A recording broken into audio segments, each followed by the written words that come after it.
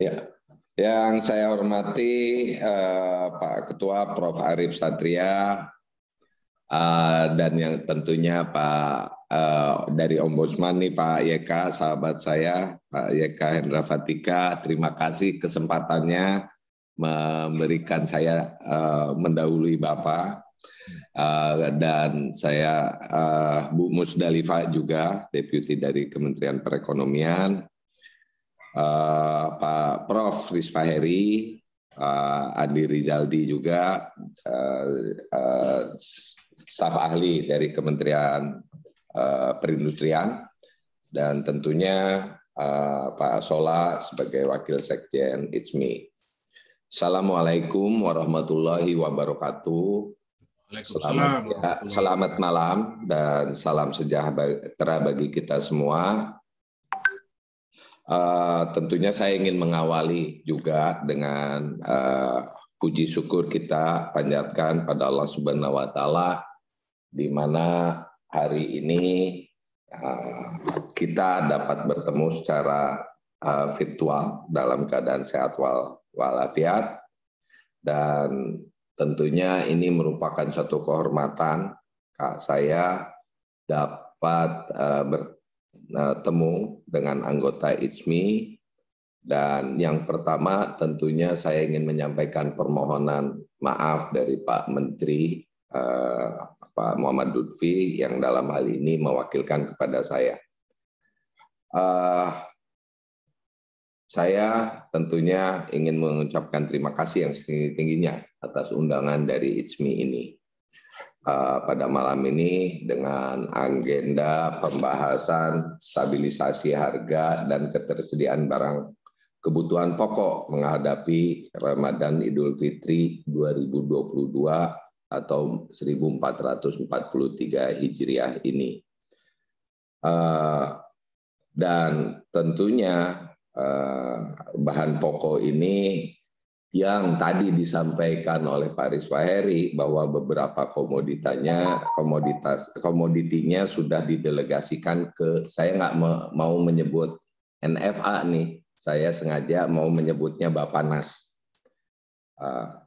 Cuma saya sangat berharap banyak dari Bappenas ini, memang nanti akan saya sampaikan, ternyata barang pokok ini memang panas setiap puasa dan Lebaran. Sayangnya migor belum termasuk di situ, minyak goreng. Jadi ya saya akan lanjutkan tentunya beberapa hal yang ingin saya sampaikan. Tolong ke halaman 3. Bapak Ibu anggota ITSMI yang saya hormati, ingin saya sampaikan di sini pergerakan inflasi dari tahun ke tahun, dari mulai tahun 2018, 2019, 2020, 2021, dan 2022. Jadi kalau kita lihat dari grafik ini, itu saya tandain dengan ada balok-balok biru, itu adalah hari raya Idul Fitri atau puasa dan Lebaran, di mana puasa dan Lebaran tahun 2018 itu Mei sampai Juni, dan puasa Lebaran 2019 juga Mei sampai Juni, dan seterusnya. Itu saya lihat. Kalau lihat perkembangan angka inflasi ini, sebetulnya hal yang perlu kita khawatirkan adalah inflasi di garis-garis merahnya itu, pergantian tahun antara tahun 2018, 2019, 2019, 2020, 2020, 2021, 2022. Di garis-garis itu angka inflasi sangat tinggi. Jadi sementara di puasa dan Lebaran yang ada balok-balok birunya, kalau nggak di matriksnya itu adalah di yang warna kuning. Nah, ini sebetulnya kecuali 2019, sebetulnya tidak ada hal yang diperlukan, dikhawatirkan.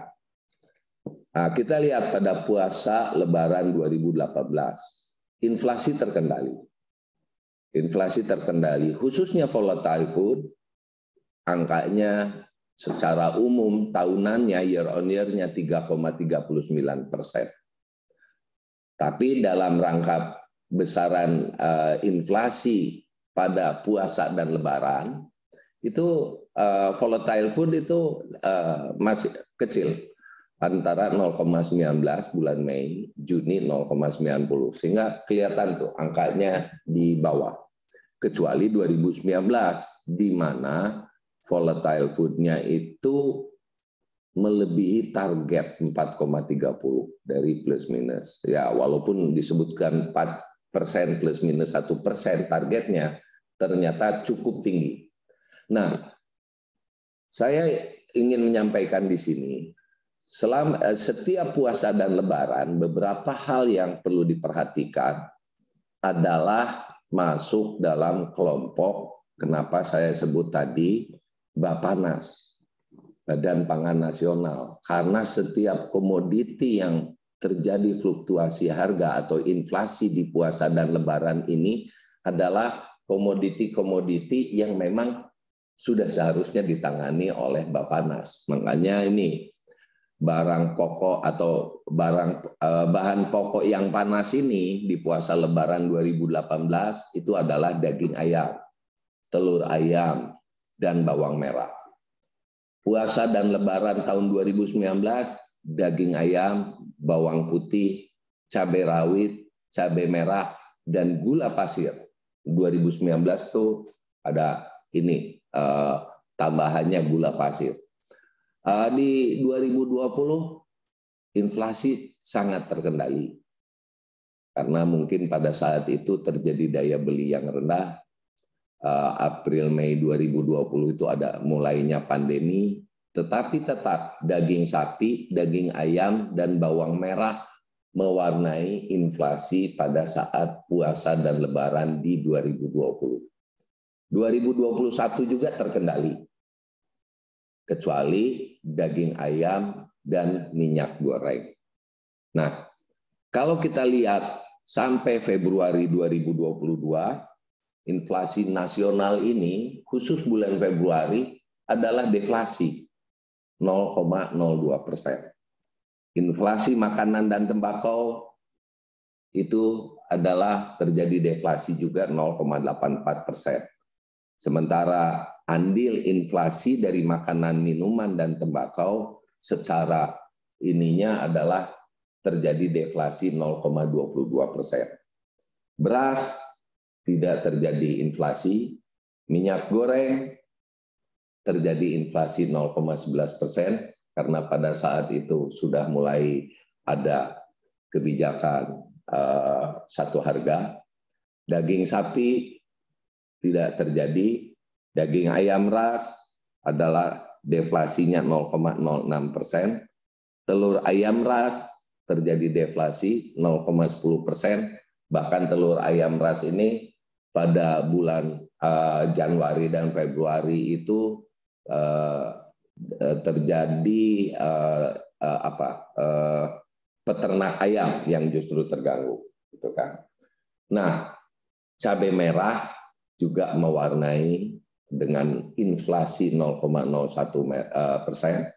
sementara bawang merah di 0,03%. Nah, kalau kita lihat di sini, mudah-mudahan puasa dan lebaran ini tetap bisa terkendali. Tetapi rupanya tahun 2022 ini diwarnai dengan badai. Halaman 4 selanjutnya. Badai kita di mana ada harga-harga komoditas yang secara internasional itu meningkat. Tapi kalau kita lihat harga sejumlah kebutuhan pokok dibandingkan bulan sebelumnya, kita lihat di sini harga beras terpantau stabil di kisaran 10.400 untuk medium dan 12.400 untuk premium.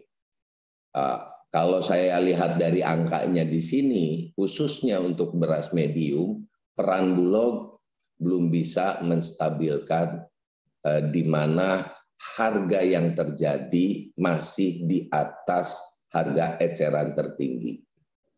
Kecuali tadinya untuk beras premium sudah bisa dikendalikan, tapi beras medium belum bisa karena harganya ya tadi rata-ratanya di sekitar 10.400, stabil memang tapi stabil tinggi karena di atas harga eceran tertinggi yang nilainya 9.400 untuk region A dan 9.950, region B, region C 10.250.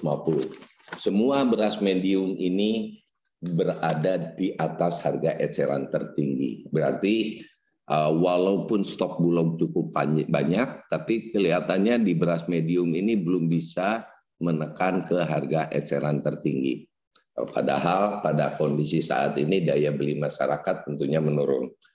Tidak terjadi inflasi, tetapi harganya stabil tinggi.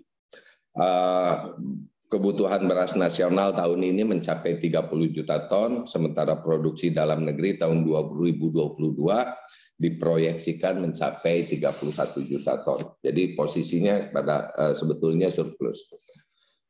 Untuk cabai dan bawang merah terpantau meningkat harganya.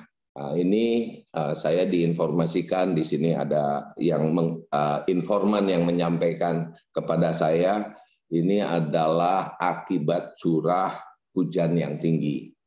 Curah hujan membuat tanaman cabai gagal berbuah dan panennya tertunda. Bahkan untuk bawang merah terjadi penurunan produktivitas hingga 50%. Namun diperkirakan pada saat puasa di bulan Ramadan pasokan insya Allah telah kembali optimal, bahkan cenderung oversupply. Sentra produksi cabai, beberapa sentra seperti Kediri, Blitar, Tuban, sampai Malang siap panen serempak mulai akhir Maret dan awal April, dengan produksi hingga 60 ton per hari di setiap daerah. Sedangkan sentra produksi bawang merah, Brebes, Nganjuk, Probolinggo, Solok, dan Bima sudah mulai masa tanam pada Februari.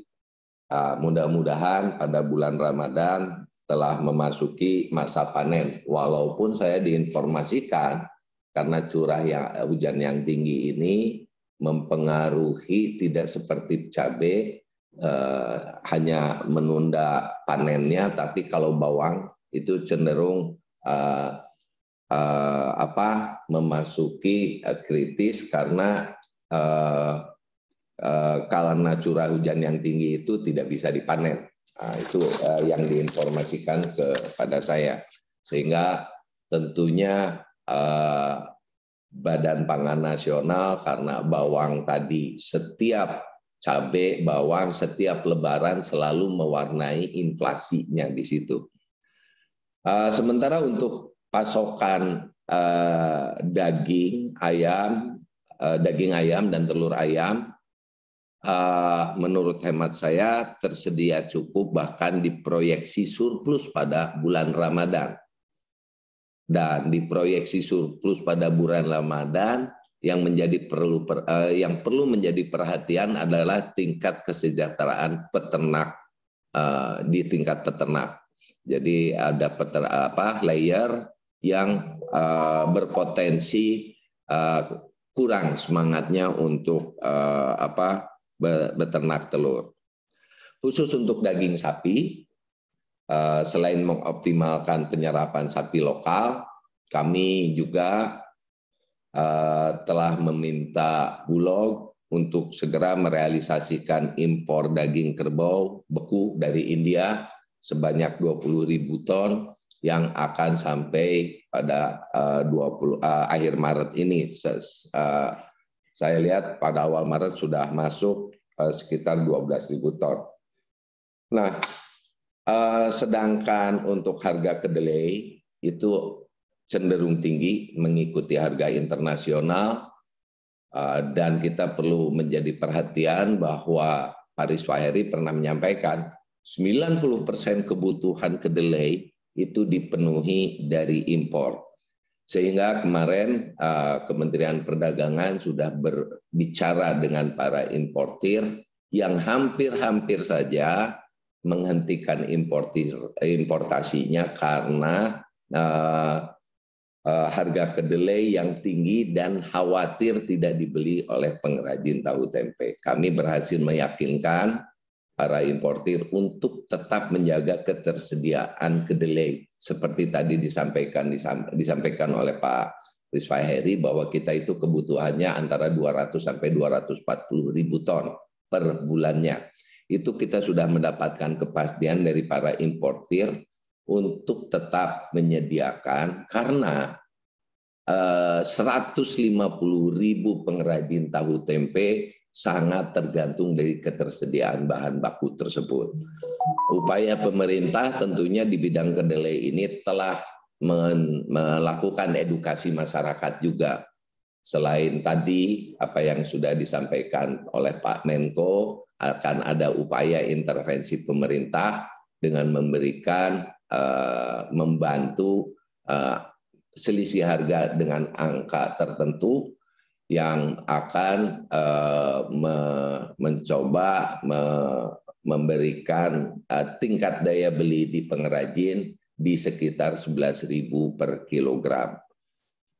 Tapi dalam hal ini pemerintah juga telah melakukan komunikasi publik, edukasi masyarakat, karena kemungkinan harga kedelai ini akan menyentuh puasa dan lebaran, kenaikan terus, sehingga kita harus informasikan kepada masyarakat akan potensi adanya penyesuaian harga di tahu dan tempe, sehingga pengrajin tetap bisa melakukan usahanya akibat setelah tentunya ada kepastian pasokan dari para pelaku importir, dan juga tentunya ada intervensi pemerintah untuk mengurangi beban pengrajin tahu tempe.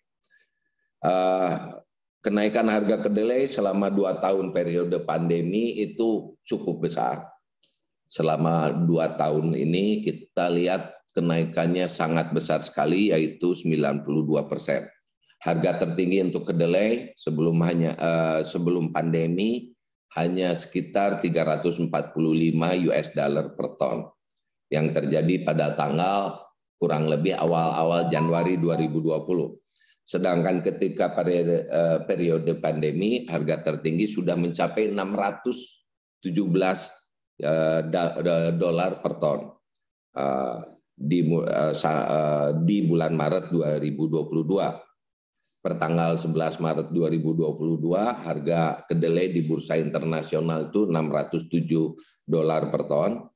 Dan tadi maka dalam hal ini untuk memastikan kelangsungan usaha pengrajin tahu tempe, pemerintah sedang mempersiapkan mekanisme intervensi untuk mengatasi hal tersebut. Dan untuk perkembangan terkait minyak goreng mungkin nanti saya akan sampaikan secara khusus dulu kan gitu. Nah, pada periode puasa dan lebaran tahun 2022, lanjut ke halaman kira-kira 7.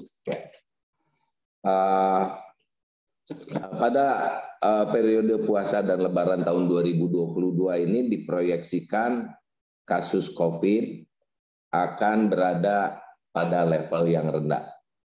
Dengan Omikron ini dan kita sudah mulai menangani akan berada, perkiraan kami ada pada level yang rendah. Konsekuensinya kami juga harus mewaspadai kenaikan permintaan sebagai dampak nantinya tentunya adalah terjadi pelonggaran PPKM. Dari perkembangan kondisi global, kami juga pemerintah, Sekyu Kementerian Perdagangan memantau situasi geopolitik yang berpotensi terganggunya pasokan barang kebutuhan pokok, terutama kedelai, dan tadi yang sudah disampaikan, gandum.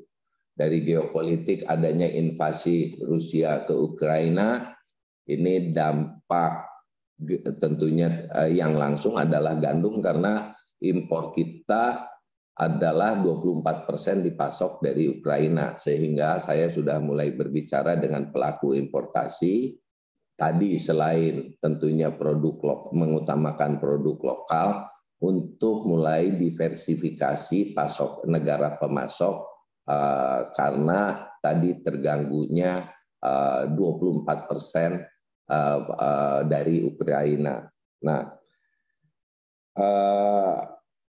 ketegangan yang terjadi tentunya meningkatkan tekanan harga komoditas internasional yang sudah meningkat sejak pandemi.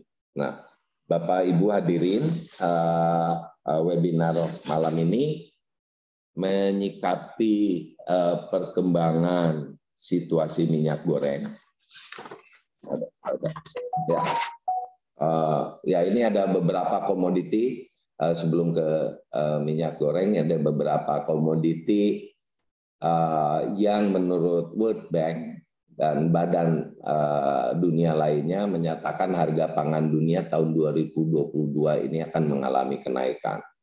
Di jagung, di sapi bakalan, di gula. Sapi bakalan yang sebelumnya Maret 2020 itu $2,49 per kilogram, sekarang sudah menyentuh ke 4,2 US dollar per kilogram, sehingga ada kenaikan 67%. Dan kedelai seperti saya kemukakan tadi naiknya 92,08%. Hal yang tidak pernah kita ini adalah kenaikan dari CPO. Kenaikannya tinggi sekali, 221%. Beberapa penyebab kenaikan harga tersebut ada pandemi COVID, ada kenaikan harga pupuk, perang Rusia dan Ukraina, dan sebagainya. Nah, kenaikan crude palm oil yang cukup tinggi ini di satu sisi menjadi berkah, tetapi di sisi lain tidak berkah, terutama dengan harga minyak goreng. Nah, lanjut. Masih ada. Ya, ini beberapa hal yang sudah kita upayakan terkait kedelai, cabai, dan bawang merah. Beberapa tadi yang sudah saya sampaikan juga, beberapa hal yang harus kita lakukan. Nah, selanjutnya kami juga sudah melakukan koordinasi terkait stabilisasi harga dan ketersediaan barang kebutuhan pokok tersebut.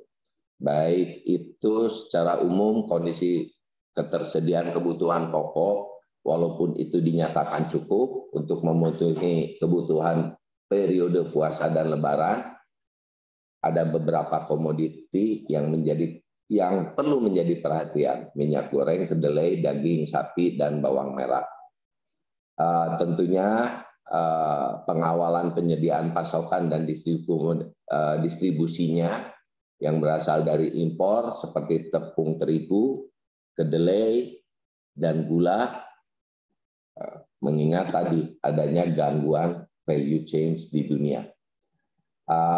Tentunya saat ini yang sedang kita lakukan adalah mendorong kelancaran distribusi minyak goreng di daerah yang semua tahu cukup berpolemik beberapa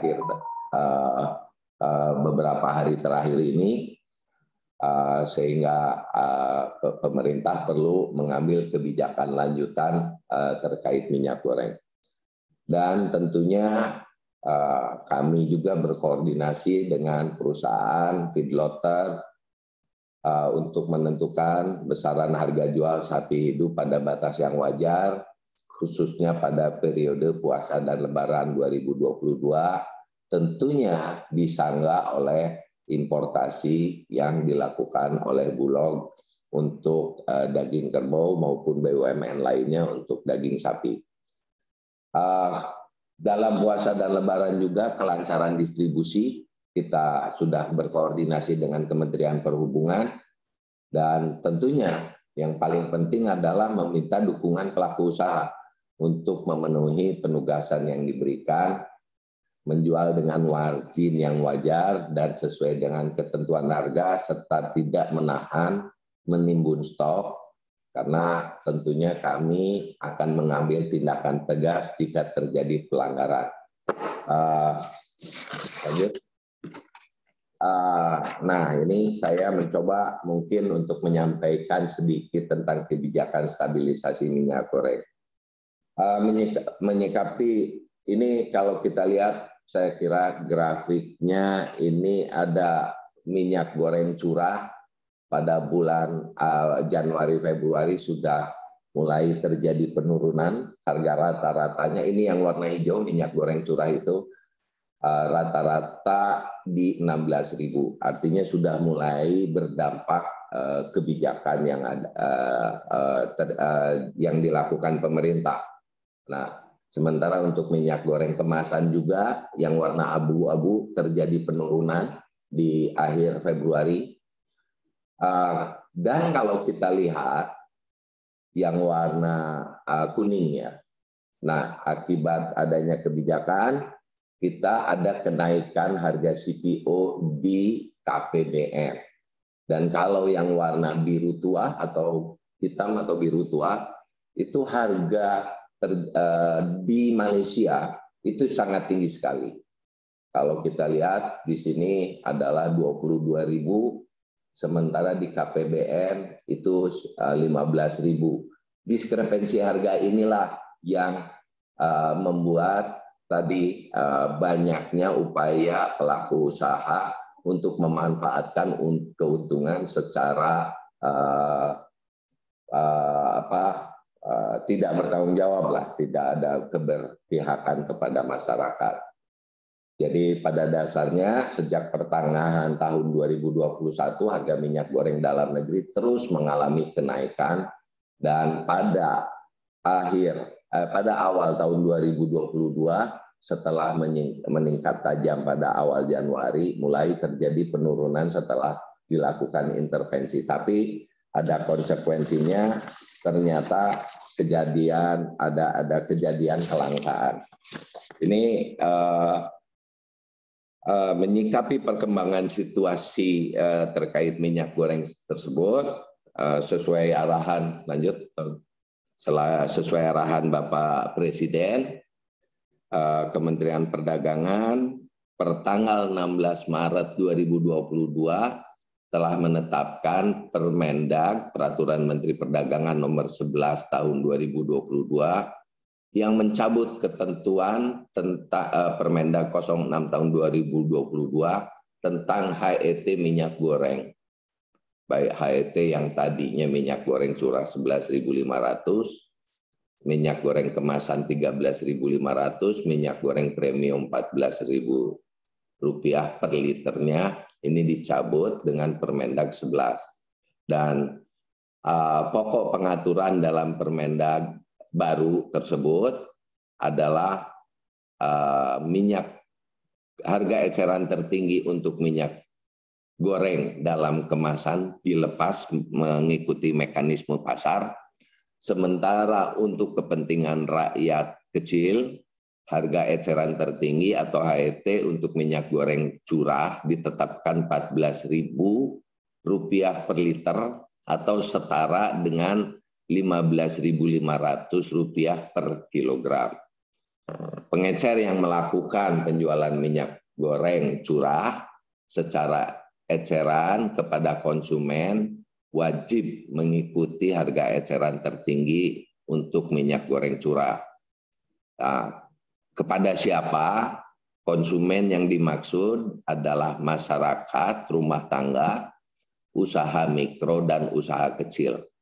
Dan dalam peraturan tersebut juga diatur larangan bagi industri menengah dan industri besar, termasuk repacker atau pengemas minyak goreng, untuk menggunakan minyak goreng curah untuk sebagai bahan bakunya. Kementerian Perdagangan juga telah ini bahkan sejak diberlakukan Permendag 11 ini, tentunya surat edaran ini menjadi relaksasi ini karena pada saat diterbitkan surat edaran 09 tahun 2022 ini perlu segera diberlakukan mengingat Permendag nomor 11 belum diharmonisasikan. Sehingga karena ada arahan Presiden untuk segera memberlakukan, kita menerbitkan surat edaran nomor 9 untuk relaksasi penerapan minyak goreng sawit kemasan sederhana dan kemasan premium tersebut.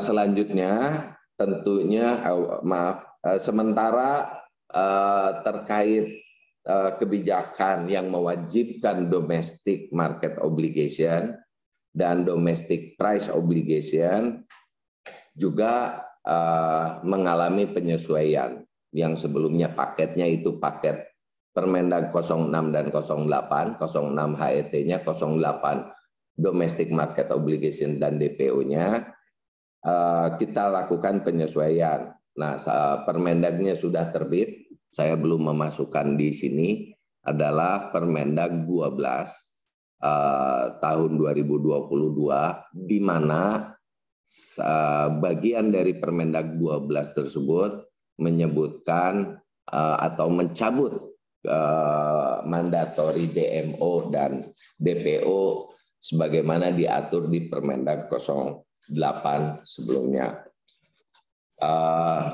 Saya kira itu beberapa hal yang perlu saya sampaikan. Saya mungkin sebelum menutup, kembali saya mengucapkan permohonan maaf karena saya harus meninggalkan webinar ini. Saya tidak bisa melanjutkan dalam acara diskusi karena saya ditunggu oleh bosnya Pak Rizali tadi, karena saya ditunggu untuk membahas kelanjutan dari khususnya terkait Permendag harga eceran mandatori minyak goreng curah yang ditetapkan untuk dengan harga Rp14.000. Bapak Ibu hadirin webinar yang saya hormati, demikian penyampaian secara singkat mengenai harga komoditas dan kesiapan Kementerian Perdagangan dalam menjaga stabilisasi harga dan pasokan ke barang kebutuhan pokok menjelang puasa dan Lebaran tahun 2022 atau 1443 Hijriah yang akan segera kita hadapi. Sekali lagi saya mohon maaf tidak bisa melanjutkan acara webinar ini. Dan mohon maaf Pak Yeka, saya harus meninggalkan dulu, saya belum bisa mendengarkan apa yang disampaikan Pak Yeka, tapi pasti Pak Yeka sudah punya komentar tentang minyak goreng ini. Demikian Pak Solah, saya kembalikan ke Pak Solah dan mohon maaf. Wassalamualaikum warahmatullahi wabarakatuh. Waalaikumsalam warahmatullahi wabarakatuh. Terima kasih Pak Oke, Pak Dirjen. Tapi saya ada catatan ini Pak Dirjen. Setiap barang naik itu tidak pernah lagi turun.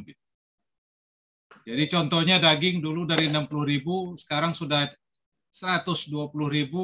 Tapi nanti kalau impornya turun harganya juga nggak bisa turun itu, termasuk komoditi lain. Mungkin itu Pak Dirjen nanti barangkali. Ya, itu yang saya sampaikan kepada pengrajin tahu tempe, Pak. Walaupun sekarang itu saya persilahkan pengrajin tahu tempe untuk menyesuaikan harganya dengan harga bahan bakunya kedelai. Tetapi manakala ada interferensi pemerintah, apakah berkenan menurunkan kembali? Tapi saya lihat nggak perlulah, silakan, karena angkanya kalau kedelai di 12.000 perhitungan kami ini di harga acuan itu akan terjadi kenaikan dari yang sebelumnya. Sekarang kan 11.500. Kalau menyentuh ke 12.000 itu kurang lebih dari angka yang sebelumnya 11.300 akan ada terjadi kenaikan di tingkat pengrajin. Tahunya itu tempenya itu Rp300 lah per kilogram. Dan kalau di tahunya dari 650 naik Rp50 menjadi 700 di tingkat pengrajin, dan tentunya di tingkat pasaran itu berbeda lagi. Tetapi itu yang saya sampaikan kepada pengrajin, tetap pemerintah akan mencoba mengintervensi, tapi apakah berkenan juga para pengrajin tahu tempe untuk menyesuaikan harganya akibat intervensi pemerintah itu.